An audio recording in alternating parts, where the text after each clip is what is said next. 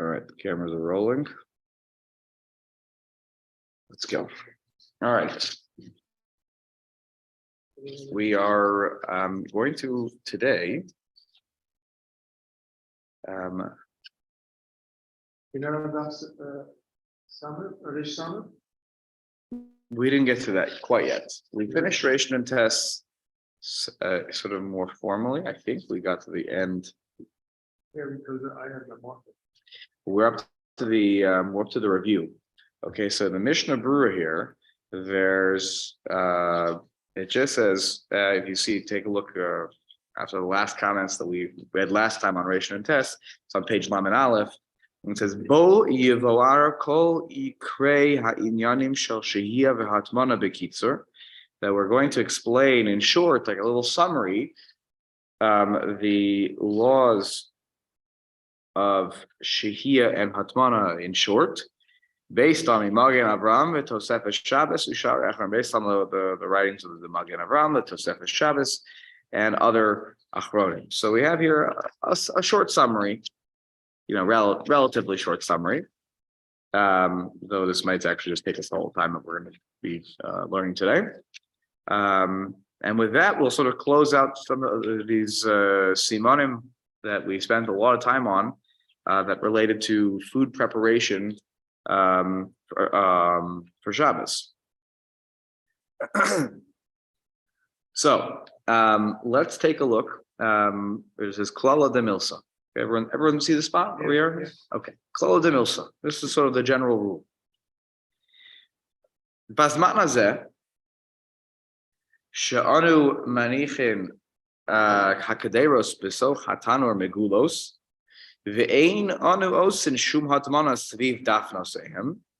So in our day, again, this is the summary that's based on the Magen Avraham and others. So this is but the Mishnah Berurah is speaking here. This is his voice. So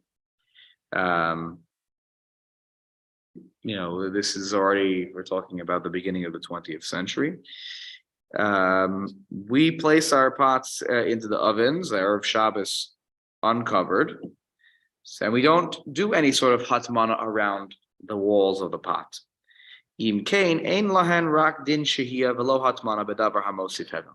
So we don't have to worry, he says very clearly, we only have to worry about shehiyah, but not the issue of hatmana. Okay, in a davar hamosif hevel, when we're talking about things that increase heat, that somebody wraps it in a towel or a blanket, that could still happen, right? But in a davar hamosif hevel, he says that's just something that we don't. It's just not a relevant discussion, basically. And even if you place it on top of the coals, keven shemegula lamala, since it is open from the top, lo mikri hatmana. We're not covering it all around, so there's no hatmana. Kemosha kasav ramah siman reish nun gimel sof sif aleph b'haga. Okay. Ulaficha, and therefore, this is a little bit of a review here. So we're just going to quickly review some concepts to sort of close out this, which is not a bad thing to do. It's good to do some review. If it is cooked to the point of what we call Ben Drusai, who is named after this bandit who was on the run, on Friday afternoon, Hainu kachatzi bishulo, biyeshomim shlish bishul. Some say the machlokes Rashi and Rambam, half or a third cooked. I don't have my edition here, but if you look over there, I forgot it. It says that I have another one here. I memorized it all. No, this part I memorized. It says in there that if you're in a pinch, you can rely on the opinion that a third cooked is enough. Okay, so. Again, how you determine half cooked versus a third cooked, I assume probably depends on if something normally cooks for 1 hour to become fully cooked, then 30 minutes would be half cooked and 20 minutes would be a third cooked. That's my assumption. Because it's hard to look at a food and go, yeah, that's 37% cooked. It's hard to exact that, I assume it has to be some, reasonable way to measure. So mutter lahashhosan afal pisha ein hatanur gara velo katan. then it is permissible to do shehiyah, even though the oven is not, the coals have not been raked, the ashes were not sprinkled on the coals, nothing. So again, I review. Ashkenazi psak halacha. I'm not speaking for Sephardim now. I don't want to attempt to because I don't know what their opinion is. So the Ramah is very clear about it, his opinion. The Ashkenazi opinion is that if something is cooked k'machal ben drusai before Shabbos starts, you do not need grufo k'tum. You don't need it. So just to give one small example, you're making a cholent in a crock pot. You turned it on at 12 o'clock in the afternoon. Shabbos these days is 7, whatever you're doing it early. It could be 8 o'clock if you're going sort of in the bisman. By that point, probably your food is a third or half cooked. The cholent, the crock pot, it is in the crock pot. You might not want to eat it yet, but the contents in there, the meat, the beans, whatever, are certainly a third cooked already of the way towards fully cooked. So you don't need in that situation to cover the dial on the crock pot. You don't. I don't, by the way. When I put up a cholent and it's been up for a while, I don't bother with putting the tape on. Forget it. It's fine. Now that means there's a consequence of my action, which is I can't do chazara tomorrow if I wanted to put it back in the crock pot, back in the on the heating element. But I don't usually do that, so I don't have to worry about. When we're done with the cholent, I take it off. That's it. One-time deal. So that is an example of where you don't need grufa ketuma because it's already kamachal ben drusai before Shabbos starts. Uvasar imnos no chai biktera samuch lachashecha mamish dahainu kodem shkiyas achama.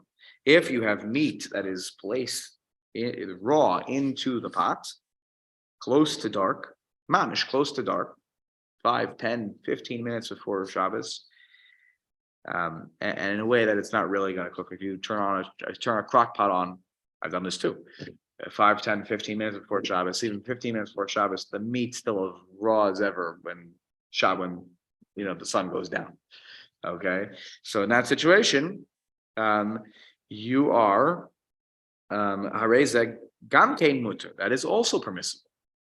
Okay, so using my crock pot example again, right before Shabbos, I turn the crock pot on. There's meat in it. It's not a vegetarian cholent. It's a meat cholent. Then, even though there are other contents which will cook faster, because there's meat in there, this whole dish now becomes permissible to leave there without rufa uktuma. I'm not gonna stoke the coals because it's siach dato. It's off my mind because it's for lunch tomorrow. I'm not touching this. Aval, sali, if there's, let's say, if you're roasting something, umine vatzak, umine kitnios, or you're talking no meat, right? Just onions, it's legumes, upashtida. Pashtida, remember, is the bereka, basically. It's a dough with a pocket inside of it, and it's, in my tirgum at the bottom, actually the one you guys all have, it says milui shel peros. It's filled with fruits, a fruit, like an apple strudel, it's filled in there. Basar hanefel ben dape ha'isa, or let's say there's a tiny little bit of meat inside the dough. So that's a very small amount. So lo mahanechai.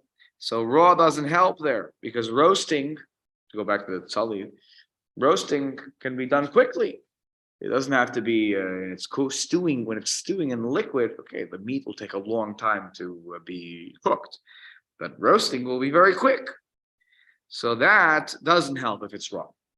If you leave it over, a barbecue, as Shabbos is starting, you leave the barbecue on, you have to make sure that it's sort of prepared properly. Grufo ktuma. If it's not, so then you can't leave the meat over the grill or any of these other foods, which the legumes, the onions, etc. You have to make sure that these foods are cooked to the point of machal ben drusai. So if your grill is you leave your grill on, and your meat's already somewhat cooked, You can leave it to continue to cook, the rest of the way.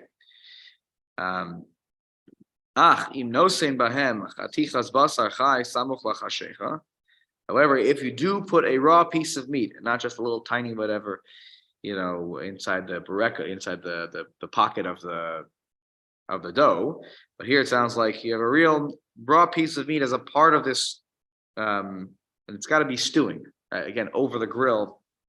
Okay, it'll be done tonight. So you need to, again, I think here he's more talking about the onions and the legumes and those things like that. If you cook those raw, they start to cook raw over the fire right before Shabbos, and I don't do grufo ketuma, so that's usher. But if it's machal ben drusai, so I can continue letting the legumes and the onions cook. But if I add a raw piece of meat, like my cholent example, to the beans, now the whole dish becomes transformed into a raw meat dish. Even though the beans will cook fairly quickly. Okay.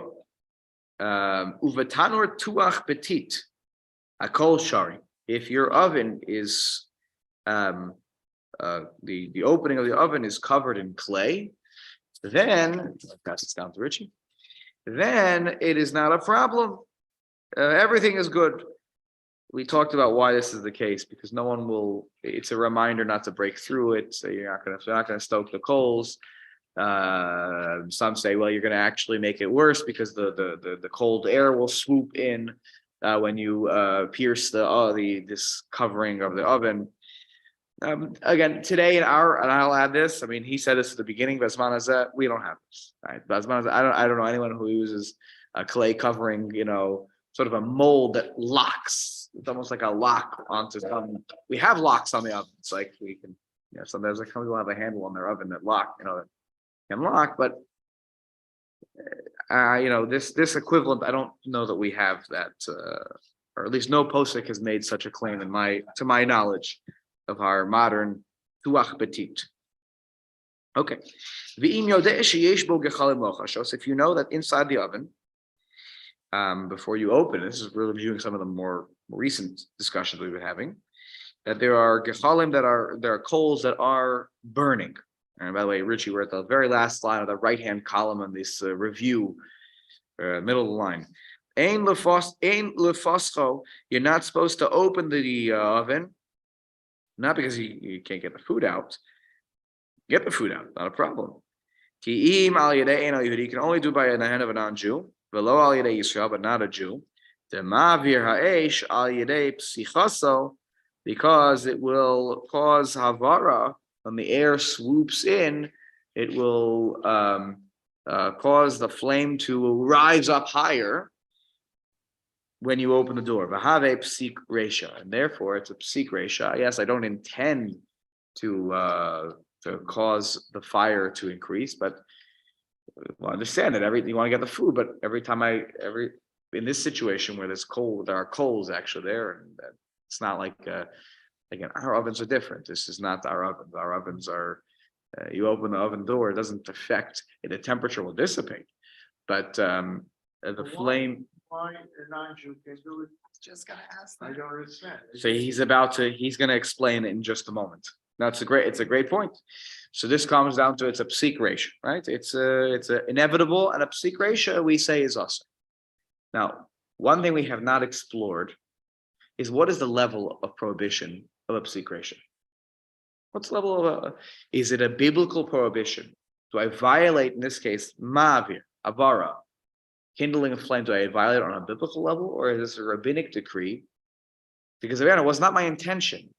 And one of if you learn through Masechah Shabbos, which I can't say I've learned from cover to cover, by the way, but if you've learned through it, at least parts of Masechah Shabbos, you know that the standard by which we prohibit things on Shabbos is called Meleches Machshavas Asra Torah. That you have to have intention to violate a prohibition, meaning that I am doing this action, whether I didn't realize it was not allowed, that's one thing.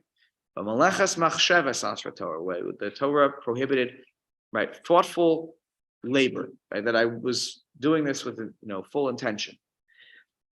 So psik resha is inevitable. So you kind of know it's going to happen, but it's not my thing. It's not my, I'm not going down that path to do it on purpose. So is it a doraisa or a derabbanan? So we're going to see in a moment.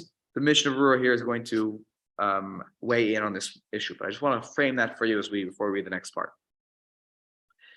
So v'im hakadera omed asal hagechalim.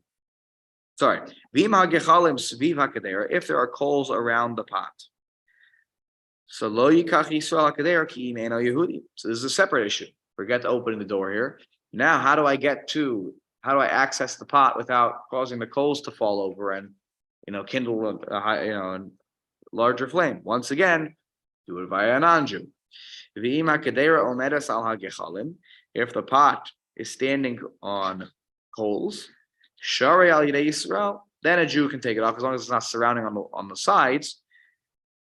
If there's no one else, then the Jew could take it off. But be careful not to take it off very carefully so that the coals don't move around. Okay, this is all review. We did this, all things we covered. Now, does he actually? Oh.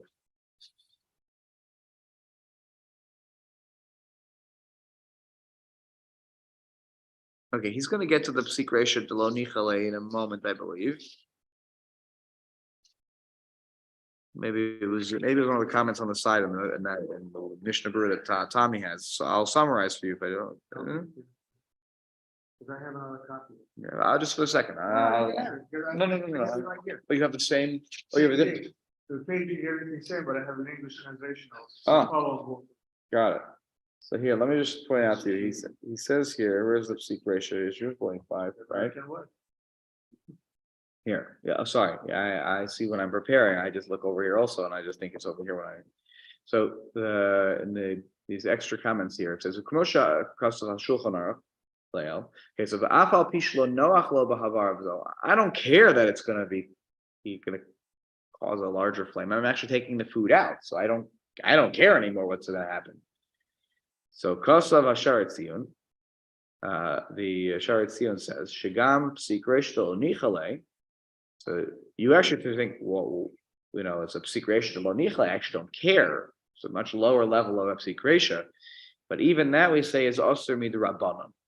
So psik resha de nichale, if I actually benefit from it, meaning, let's say, thank you so much. Let's say I do something that is not my intention, but I benefit from it. Right? I do A, I do A with my intention for A, and B automatically happens. But B, I don't want B. B actually helps me out. but it's not even a situation because it doesn't necessarily have that. Which one? When you take it out. That's what the cold. But what about the situation if you open the door of the clay so that all the air will swoop in? That's inevitable, right? Right, exactly. That's inevitable based on science. The air will swoop in, and it's going to happen. That was always my question about opening your front door in the winter when kicking the the heat heat is on. or in the summer when the AC is on. You know it's going to trigger. It's not your intention, but you're certainly going to benefit from it. Right. It's not an immediate trigger. Well, depends on where your thermostat's right near the front door. Right. Since there's a possibility, even as it's remote, it may be that 95% of the time that opening the front door will. But since it's not an inevitable, then we follow the opinion of Rabbi Shimon and the Gemara that a davar she'eino miskaven wasn't my kavana, and it's not a psik resha where it was 100%. Every time you do this happens also. Therefore, we paskin as mutter. That's probably the basis for the idea, right? This is a question that they didn't have to deal with. We have the air conditioning and heating, the refrigerator. See, that's a little bit of a lower level though, because the motor, that's what you're talking about. It'll start the motor. The motor, the question is, what's the level of prohibition of running the motor in a refrigerator? Not so sure it's a doraisa. Maybe only the rabbanan, in which case the triggering of it, this is what's really important here, psik resha, the lo nichale, right? Which I guess actually the truth is it is nichale because you want the motor to work so that the food stays cold. even if you want to make a claim, oh, I don't care. The point is that objectively speaking, you care because you want your refrigerator to work. So that is maybe nichale. It's not a good example for what I'm trying to say. Like the motor trigger when you open the door. Right. All right, that's that what Shabbos mode The does. Sub-Zero. Look, at the end of the day, I think it's mutter because that's also davar she'eino miskaven. Meaning that's not 100%. Not every time you open the refrigerator. Sometimes when you don't open the refrigerator for hours, it'll go on because that's how it works. So that's not a given that your action leads to it. Therefore, since the davar she'eino miskaven, even if you might cause it to go off, since it doesn't happen 100% of the time, it's not an A happens, B automatically happens every time. Like you could take it to the, to the racetrack to get it to bet on it, and you'll win. If you're not going to be 100% sure that you're going to win, then it falls to the category of davar she'eino miskaven, and that is mutter. And that's not even like the mutter. A Jew could do it, not even absolutely a non-Jew. So here we're talking about a psik reisha to lo nichale. Because I don't care anymore. The food's not in there. I actually don't care that the flame gets more intense. So that we still say is asur midrabanan. Now, once you couple that with something else, by the way, that's even arguable. We'll see when we get to a later siman about the removing the gaps, the stop in a barrel of wine, which has wine soaked into the towel basically that's stopping it, and you pull it out, it squeezes the wine out, which is schrita, which is a secret. Yeah, but I don't care. I'm not trying to squeeze the wine. I want to get to the wine. That's what I really want. The few drops of wine I actually couldn't care less about for real. But it's inevitable that when I pull it out, it will squeeze the towel, which has some wine soaked into it, and now that's schrita. And we're going to see that the Shulchan Aruch is going to paskin straight out that that's mutter, and now that becomes the whole discussion about So you think of psik reisha, the lo nichale is mutter. Toso says it's asur midrabanan, which is generally how Rabban. If you ask us a question, that's generally how we paskin.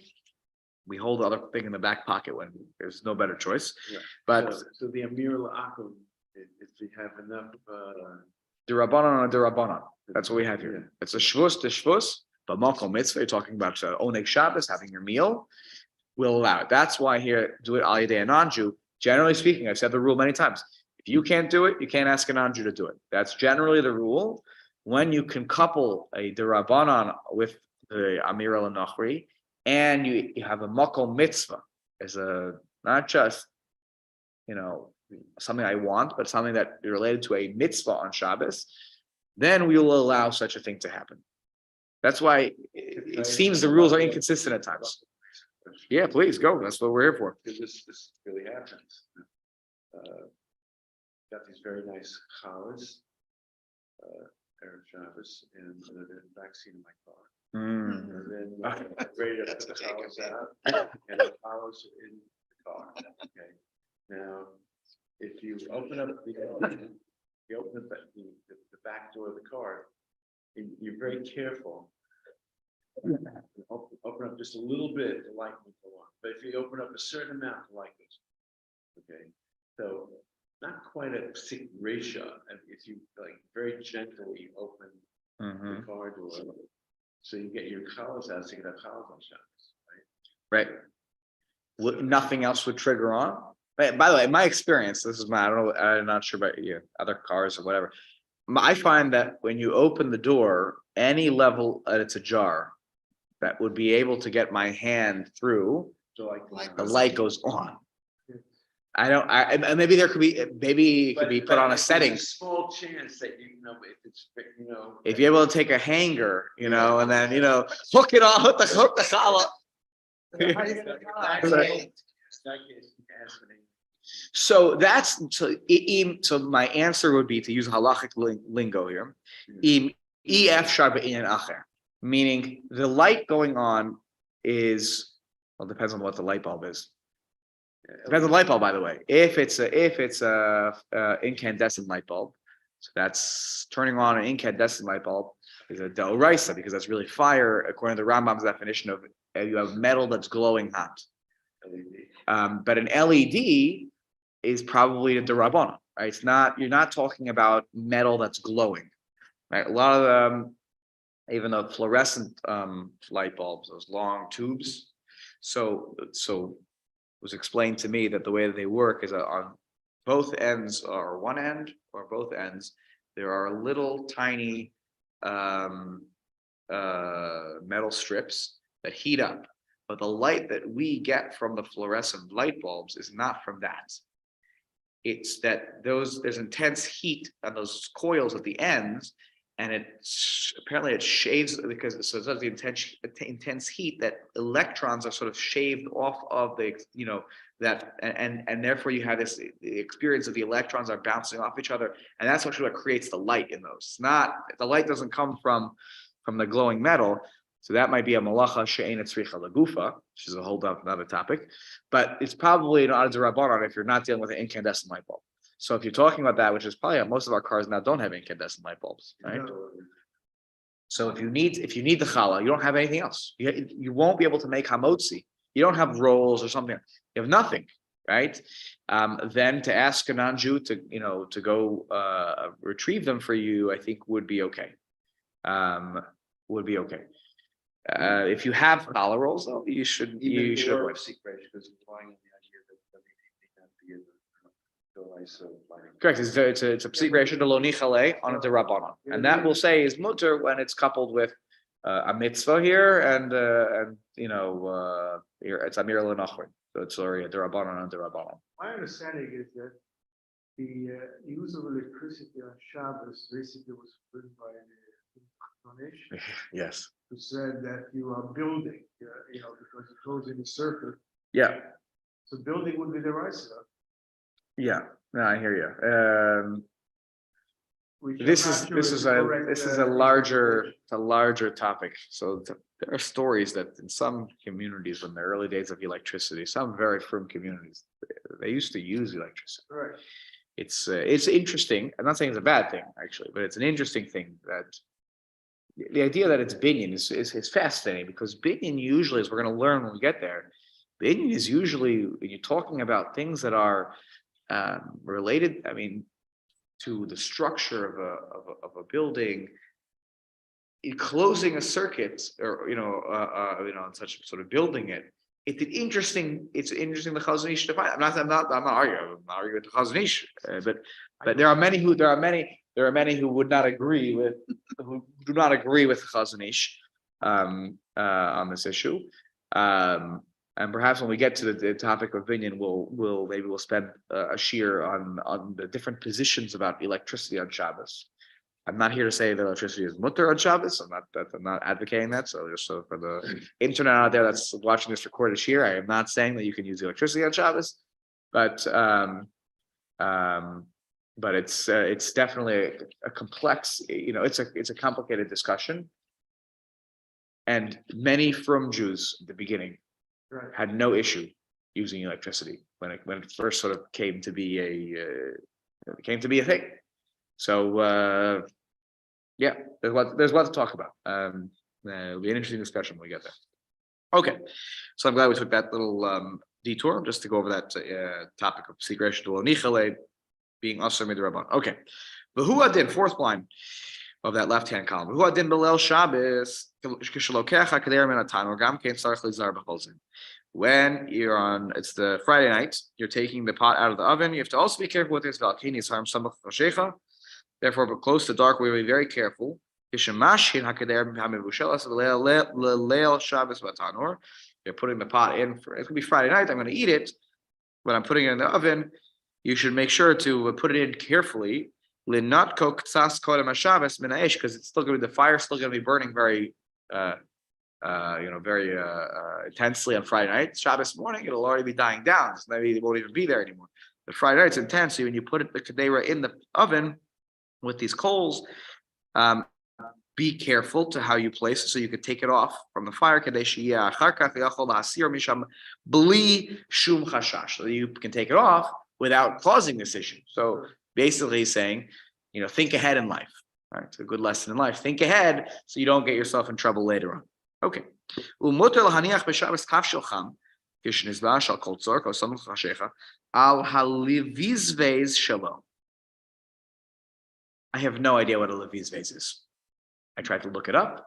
I haven't heard this word yet when we've been learning in Hilchot Shabbos. I could guess on context what he's talking about. But he's saying here it's permissible to place on Shabbos a dish that is hot, that is fully cooked, samuch latanur, close to an oven, al halivizve shelo, on his, it must be some sort of contraption. Here you're doing smicha, basically. If you remember, smicha is when I'm putting something near the oven, touching now on the outside, not on top, but touching on the outside, so it's getting some heat. And we're probably here talking about something that was fully cooked and is is a liquid, not a solid, like a grilled chicken. And here it's okay. Afilu husak hatanur ve'eno garo v'katum, and the tanur, even though the tanur was lit, and there's no group of ketuma to talk about here, the smicha lo asur bazeh. Smicha was not prohibited in such a situation. Again, if anybody knows what the word levizves is, I have no. Did they define it, by the way, in that? Talk about a brick. They put it on a brick next to the oven. Yeah, That may be possible. Okay, levizves. that's what it's talking about. I've never heard such a word used for brick, but I was looking it up. I was trying to figure out. I've never heard such a word before. Modern Hebrew. Place the brick option on the other side. Gonna look at one last spot here, actually, while we're on the topic. Okay, makes the brick gets somewhat hot from being just touching it's touching. I see this. The Jastro is not even working today on the internet. Okay, must be down on the website. So we'll go with that. We'll go with brick. Thank you, Tommy. So you put it on that brick. Okay, it's fine. Smicha is mutter in such a situation. Al hatanur nahagu ha'olam heter im lo husak adayin. And with the oven, people, the minhag of olam is that it's mutter if it's not lit still. So if you have food that's just in the oven, but it's off now. I do this, by the way, every week. You heat up the oven before Shabbos, turn it off, the food's in there, it stays warm for your meal Friday night. Okay. Adainim husak v'yesh eish b'socho lo. But if there is a flame in there, changes the calculation, and that's something you're not able to do. The imnasan levena, this is the brick, by the way. So I'm not sure what. The imnasan levena o davar acher al hatanur lehefsek v'achar kach nosen hakadera aleha. If you place a brick or some other similar item on the oven as a barrier, lehefsek, to create a hefsek between probably the coals and the food, they're making it easier to take it off. I'll take it off the brick. That's okay, because you're not worried about moving the coals around. Again, these are issues that today none of us have coal ovens. Coal ovens, I don't know, coal ovens were probably used, for a good portion. I have to imagine 20th century, no? Until when did the gas ovens and electric coils, ovens, they came? I imagine that the reason that there's such a discussion here about this is because, coal, oven pre-war, this is probably standard, right? Yeah. I can only remember back to like the early 50s. Right. No, Everybody had a gas oven. Gas. Yeah, it was gas oven. But in Europe, it was In a small center, small they town, used coal. Right. Yeah. somewhere not electrified till sometimes. Right. I imagine as though the Mishnah Brewer is writing, we're talking about early 20th century. This is how they're heating things up. That's why he's really waxing poetic about all these laws with regards to, coals, which is so irrelevant to our situation.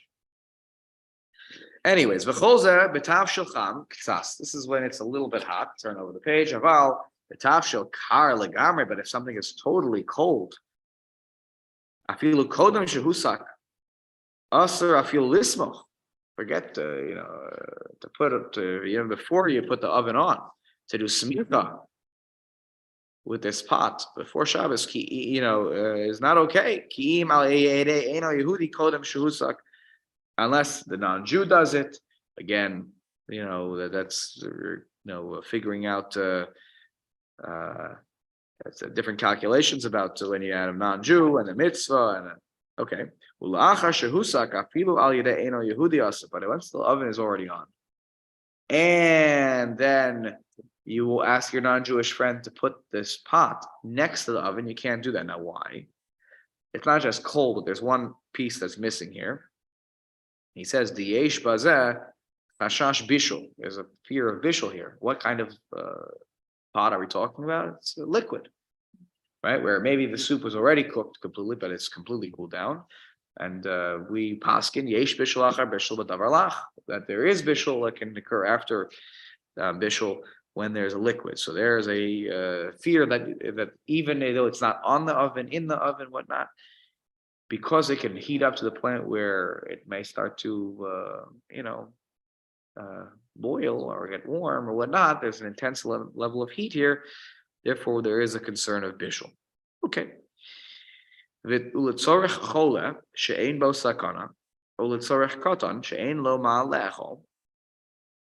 But if you are dealing with a person that is sick, but not in danger, right? We're not talking about a life-threatening situation.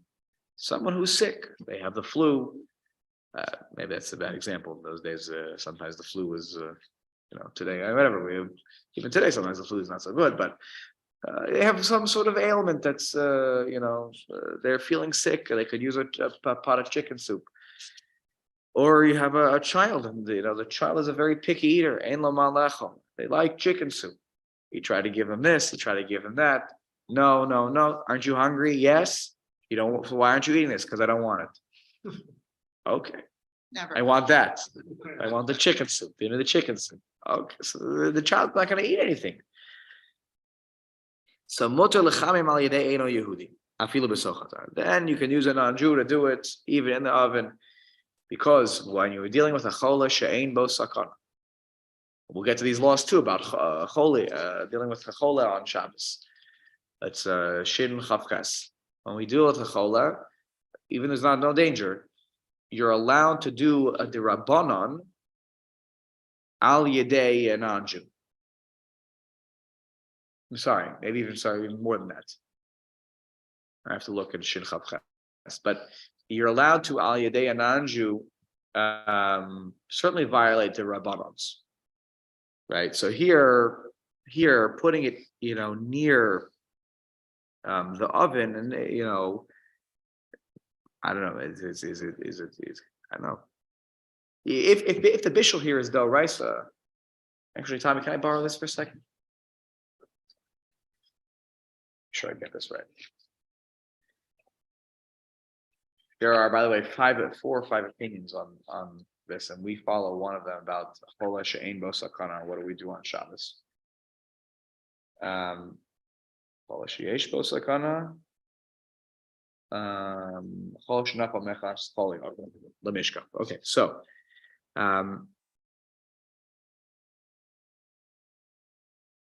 the first opinion says that we tell the non-Jew to do whatever refuah you need to do for this person. If they might lose a limb.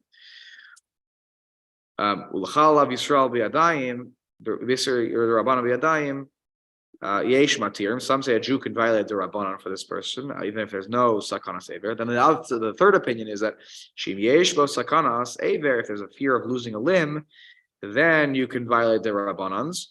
If there's no limb that's on the line here, you can't violate the Rabbanans explicitly, with biyadayim. There's multiple opinions in this simon. So if there's no fear of losing the limb, you could do something, but do it with a shinui, a different way. And if there is a fear of losing a limb, so you can do things without a shinui. There's another opinion. If there is a limb that's on the line here, that you shouldn't do something that looks like that's similar to a d'oraisa. So if there's a d'rabbanan that has nothing to not closely tied to a doraisa, then you can do it even if there's no fear of losing a limb. And the Shulchan Aruch says the third opinion is how we is what we follow. So you have to figure out which one is the third opinion to go back. He says here, in Zion, you can violate all the rabbanans for a person that's sick, even if it's not a danger. But you have to do a shinui, something abnormal. So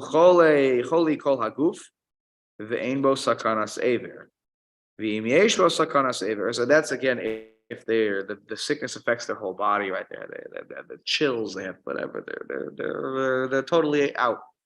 They're down and out. And that's even if there's no fear of losing a limb. If there's a fear of losing a limb, then you don't need any shinui at all. And that's how we pass it. So the reason I brought this up was because here he talks about if there's a sakana here, so you're allowed to violate all the rabbanans. But the question is the bishul here the oraisa or is it the rabbanan? If it's only if you believe that there is cooking after cooking when it comes to a liquid, but the level of prohibition here is only a rabbanan, then I hear this, meaning that's why I'm allowed to tell a non-Jew to do this. Alternatively, you could say, well, but even if it is a doraisa, asking a non-Jew makes it a derabbanan, and you're allowed to do with derabbanans, to help a person who's a cholish she'ein bo sakar. Without getting into the weeds here, to me, this requires a little bit more investigation, because if that bishul is a doraisa, which I believe we were choshesh that it's a doraisa to cook liquids again. Bottom line is that I'm not so sure that it's easy to say you could just ask a non-Jew to do it. So there must be something more here. Again, also it's smicha, it's near it. It's maybe not going to get to the point of boiling. It's going to warm it up. So there may be some other calculations here. By the way, in regards to this very important simon. So one time, my father, when it was before he got sick, he had detached retina, and which is a very dangerous situation. You could lose your vision. And when we get there, we'll talk about it. It talks about the fear of losing your eye, your sight, if you don't get some sort of treatment, which is literally what this is about. So this happened to him on a Thursday. They brought him in for the procedure on a Friday to repair the detached retina. But then apparently it's very standard that the next day they need to see you to do something else, which was Shabbos. So you can get to the doctor. So for sure in that situation. So I told him, I said, you need to go and take a cab.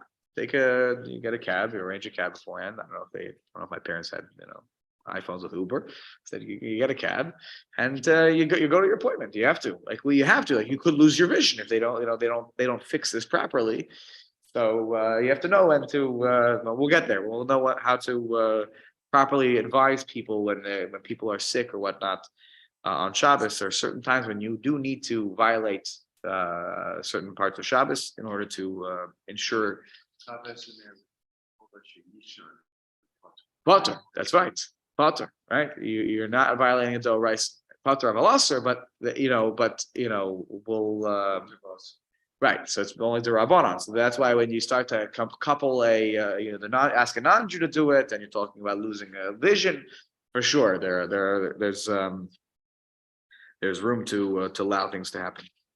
Okay, sorry for that detour, but bottom line is here he says, okay, you could do the smicha, to put the pot there. V'davar she'ein bo rotev afilu kar kecham dami. Right, if it doesn't have any liquid, it's just like grilled chicken. Even if it's cold, you took it out of the refrigerator, but there's no liquid there. Kecham dami, it's like hot food in terms of the rules. The v'davar yavesh shenitztanin, something that's dry that is cooled down. Kaimalan de'ein bishlach habishul. There is no bishlach habishul. Okay. But maybe you talked about this. There's minimal liquids. Yeah. fat or juice, and it's going to liquefy. So I recall my rabbi saying that when we learned this, that the Rav Yosef paskins that if the food is majority dry and there's some liquid there, then it's fine. It's fine because what defines this is the yavesh, is the solid that's there. Which again you cannot say that for a soup. Even if you have a thicker soup, right, where you have a lot of vegetables and a soup is the liquid is essential to the food, right? If the liquid is not essential to the food, but it's there and it's just kind of preventing it from burning, right? That's solid is what it's all about then. So I think that's fine. The issue is whether you're gonna eat it with a fork or a spoon, basically. The issue is whether you're going to eat it with a fork or spoon. That might be a good way to figure it. It depends how much you eat. Depends, right? Exactly. So it depends on the food, but If you can't eat it with a fork, it's like, Right. if you can't reverse liquid, correct? Yes, I agree with that. I absolutely agree with that assessment. Good way of. It's a good way. It's a good rule of thumb. They couldn't have said that rule in the Gemara though because they didn't have forks back then. Spoons they had and knives they had. They did not have a fork yet. You ever notice that? The Gemara talks about knives, talks about spoons, it never talks about a fork. Fork, I think, came along later on. Uperus chaim, what about raw fruit, meaning uncooked fruit, right? So an apple. Af shnei achalim kach, even though you can eat an apple, as is off the tree. V'chein minei mashkin, v'dinam ketavshel sheyesh bo rotev, v'nitztain legamer, the shaykh b'hem bishul. Right? And any type of liquids here, mashkin. So we say that we treat them like a tavshil sheyesh bo rotev that has liquid, and it's cooled down the whole way, and so therefore there is bishul that is possible in that situation. Okay, so basically, if you have a raw apple, even though you could eat the apple as is, but if you then bake the apple, even though it didn't go from usually when you think of cooking a food, it goes from not edible to edible, right? Things that are raw, and that's relevant in the discussion of bishul akum, right? Things that were raw are going to becoming. Can it be eaten raw? If it can be eaten raw, then it's not subject to bishul akum. But here it is subject to bishul, even though you could eat it raw, the apple. But if you bake it, it is considered a violation of bishul. That's how we treat it. V'litein davar ma al kadera kakavua batanur. If you place something on top of a pot that is fixed in the oven, I don't know what this. I'm not sure what that would. Dino kumul alatanur uvetoch hakachlin. A kachlin is a type of oven that has on top of it or built into the walls bate kibul, like places like little compartments where you can put pots. I've never seen such a thing, but I can imagine it. So that's like that, which is we had a whole topic about that. Like you're not really supposed to do that. That has a non-Jew and their life. Remember that was the whole discussion about they turn the oven on. It's the winter, so it's just heating the house. But it happens to also heat that was a discussion that we had. Again, which is not so relevant. We're talking about practical halacha here, reviewing. That's not a situation that's so relevant. If you place within water that's in the pot, a kankan, like a flask, a flask, I think. And there's water in that. So let's say you have a pot that has boiling hot water. You take water in a flask and you submerge it into the very hot pot with the water in it. So pshita daser, that's definitely a problem because what you're doing is you're cooking the liquid that's inside the flask, inside this pot that has water in it, which is boiling. The Yisrael aser litain mayim liso hakadera hahi b'Shabbos. For a Jew to put, it is prohibited to place water into a pot on Shabbos even before it goes on. So let's say that there's something that's going to go, it's going to be turned on later. Right. So I put it on now, and then the non-Jew is going to turn it on later. They're going to turn. I put the pot on. So af im nesanam ha'ena Yehudi kodem shehusan.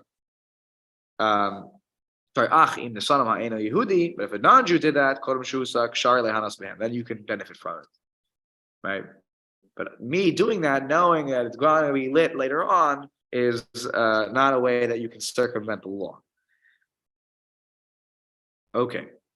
So Gam be'erev Shabbos samuch lachashecha asur liyisrael litain sham. Oh, sorry, I read that. Sorry, no, I didn't read that. Gam be'erev Shabbos, or even on erev Shabbos samuch lachashecha, close to dark, asur liyisrael litain sham mayim l'socha kader. You cannot put water into a pot. Ahi kishehu sakaz, which is then it's already on. The flame is on. Ela inkein sheyuchlu hischam kachatzi chumam.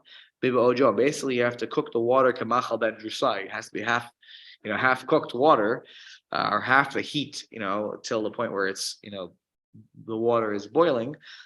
So I guess actually we can measure that. It needs to be, if 212 is, so we're going to say 106 Fahrenheit, right? If we're going to say 212 is the boiling point, it needs to be at least 106 the water. That's a chatzi humam, half the heat, before Shabbos starts.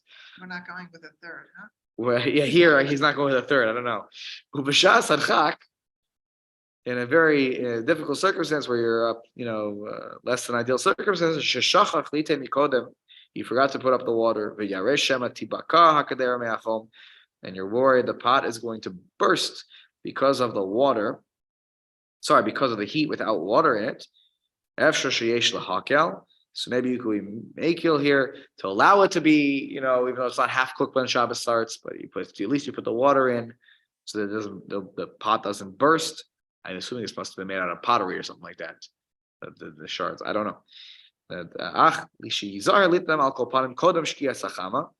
Just put it there before shkia. Okay, like we said in Reish and Dalet. Take a look over there. Also, lichroch b'Shabbos kedera imachal cham b'karim uksasos. Last thing he says here is it's prohibited to wrap on Shabbos your pot with foods in it that are hot, with pillows and cushions. Imhu tchilas hatmana, if that's like a new hatmana situation. Of al chazar motor, if you had that erev Shabbos, it was in a pillow. You took it out, you want to put it back in. You're allowed to put it back in the pillow, a pillowcase or whatever. That's if it was cooked in that pot. If you cleared it out and you put it in a new pot, then you can put the new pot, even though that's a new hatmanaka, because it's the same food. That's going to be okay. So this review is the review of Mishnah Berurah. I'm going to update it now 100 years. So if we had to break it down, and this is being recorded, so this is a great thing. You want to go back to this? Go back to the last few minutes of this shir. Bottom line, when it comes to the laws that we've talked about. For Hatmana, I'll start with the easiest one. Hatmana, there's really not much to talk about in our context, with the exception of being very careful that when our food is, let's say, on a hot plate, or you have it in a crock pot, because you're not going to put a towel on something in the oven. That's just, even if you turn the oven off, and it's just not that practical at all. Don't put a towel or a blanket on top of the crock pot, then you're going to envelop the crock pot. If you have it on things on a hot plate, don't put a blanket over top of it that's covering on all sides. You want to put something on top and leave the sides open. Go ahead. That's really the main issue in Hatmana. And if you're trying to insulate things on Shabbos, you're not allowed, like a new installation on Shabbos, even when it's not most of Hevel, you're not allowed to do that. So don't take something and you take it off the hot plate because you need room and you want to insulate it, so you wrap it in a towel or something like that. That you can't do. When it comes to shehiyah, there are a few stages. If it's raw, so raw meat, you don't need group of ketuma. We talked about going into Shabbos. If it's less than a third cooked, but not raw, it's somewhere like already a little bit more than that, then you're in no man's land. That's like halachic no man's land, where you're now in trouble. Well, you can, if you've done grufo ketuma, you cover the knobs and the dials, not a problem at all. You don't have to worry about anything. Shehiyah is fine. You can have it cooking into Shabbos. If it's already past a third cooked, then you don't need grufo ketuma in that situation at all. When it comes to chazara, we'll have more laws of chazara when we get to the later simanim on cooking, which are much later on. Chazara, when you're talking about returning food, which is probably the most practical thing that we deal with. Bottom line is, if it doesn't, If it's not mechzek and mevashel, it doesn't give the appearance of cooking.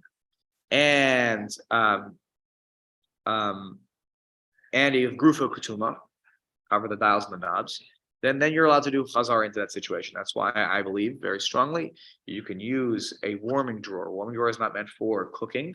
No one would in their right mind cook in a warming drawer. No one will cook on a hot plate, even like hot plate can get very hot, but people don't cook on a hot plate. It's just not normal, right? Sometimes the people ask, oh, but Rabbi, it gets up to 350 degrees, that hot plate. You don't want to touch it. It gets not 350, but like get very hot.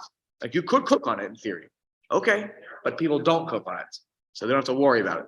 And no one's going to think you're cooking, and doesn't give an appearance of cooking. And you cover the dials and the knobs in the warming drawer or the hot plate situation, you're totally fine.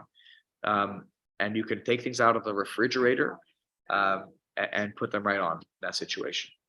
So that really is chazar. And we talk about being careful with liquids when you're reheating liquids. We just talked about that a few moments ago. Dry foods for sure not a problem.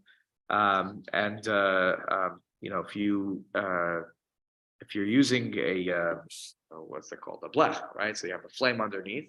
So you have to there's a real fire there.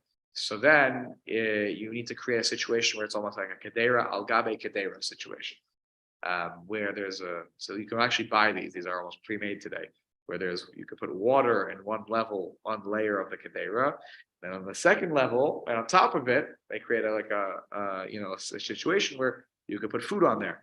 That is, I know Rav Shechter paskins that the water, these water kedera garbage kedera blechs are mutter. So if that's what you want to use, totally fine.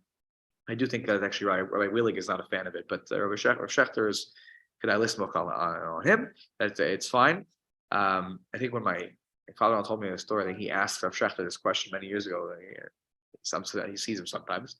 But when this came out, though, these water blechs with the water, I said, yeah, my wife loves it. So that was his answer to the question.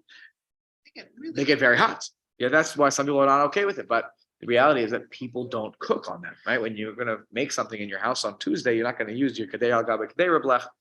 A standard kedei al gabe kedei blech, by the way, it was described is like you have a pot, and you flip it upside down, and then you put another pot on top of it. So you have, that kind of a situation going on. Though Hinda pointed out that they make some pots that are meant to go on other pots. If it's meant to be like that, then that's probably not. I will paskin. It's probably not to be used in reheating, because that's probably not a kedera al gabe. It has to be abnormal that you put two pots. Right? Normally you don't put water. You fill a pot with water and then you put another one on top of it, which is what I'm describing in this other blech situation. So those are really the bottom line keys to to figure out if you want to use a barbecue on Shabbos. We talked about that. You really need to make sure your food is mostly cooked or half cooked, whatever it is, third cooked. If you're going to leave it on, how are you going to turn it off? I guess if you have coals, it'll go out by itself. If you have a gas, grill, I'm not sure how they're going to get it off unless the gas runs out. But it is possible to have food that's already been cooking, continue to cook into Shabbos on the grill. You just have to be very careful to make sure that dials and knobs are covered. Also, you can't adjust it. Just turn off the grill and close the cover. That's one thing. Okay, so if you turn it off, then it's not a problem at all. Yeah. So, again, we shouldn't be fearful of the laws. There are things just to be aware of, right? Like reheating in an oven on Shabbos day, during Shabbos day, it's mechzek and mashal.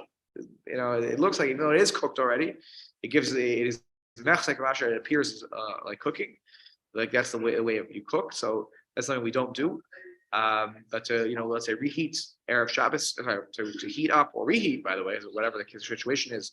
Erev Shabbos and the Shabbos where you shut the oven off and you leave the food in the oven. Okay, it's there's no fire there. There's nothing to even discuss. Questions? Hopefully, after now, we've really got the underpinnings of this whole topic down. We understand it in a very different way than maybe we did when we started. Maybe we know too much that we didn't know. But now you know. Next week we'll continue with Reish Samech, which are Dinei Hachnasas Shabbos, which is we're going to talk about the mitzvah of taking a shower. It's a mitzvah to take a shower before Shabbos, and it's good to shave and to cut your nails, and to groom yourself for Shabbos. We'll talk about, that's going to come up next week. And we'll talk about a few other inyanim related to Erev Shabbos next week. It's a very short simon. We may even finish it in maybe even just two sessions. Okay, and then from there we'll go on to the Zman Hadlakas Neros, which today is not a discussion, because when you want to figure out what time it is.